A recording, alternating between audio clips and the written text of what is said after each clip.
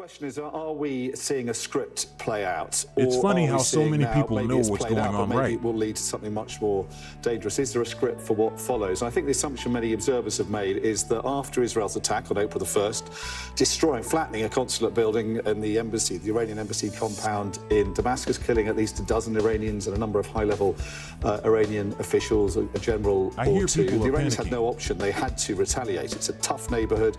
If you don't retaliate to that kind of attack on your sovereign diplomatic territory, you'll be perceived to be weak, and that is dangerous. And the assumption I think many observers had was that the Iranians said through diplomatic channels, we have to strike back, and the West said, well, don't do anything so rash that it will plunge the region into a much bigger war. And the Iranians possibly have overreached a little bit. That was a huge number of missiles and drones, but they were fired possibly in the knowledge that the Israelis and their allies, Britain we now know, and others, shot down these missiles and would shoot them down, even though one or two seemed to have got through to the base that was used to launch the attack on the embassy. So if that was a kind of script almost worked out, plotted out if you were before, Yeshua's people, why are you in fear? And the West, not in direct terms, detailed terms, but on that kind of understanding, then does Israel now take the win, as Joe Biden has said? Does Israel, who've managed to take out a consulate building, take out a number of Iranian commanders, have also proven to their own people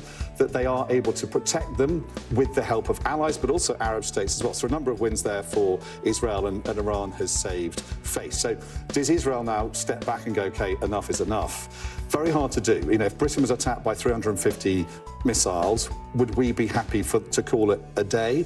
And I think with people like Professor Morandi there, who is a mouthpiece for the Iranian government, very close to the government, kind of conservative analyst, for him to be threatening Israel with further attacks if Israel ever attacks Iranians around the world, that is upping the ante there. And that, therefore, in the minds of people in Jerusalem, may require some kind of retaliation.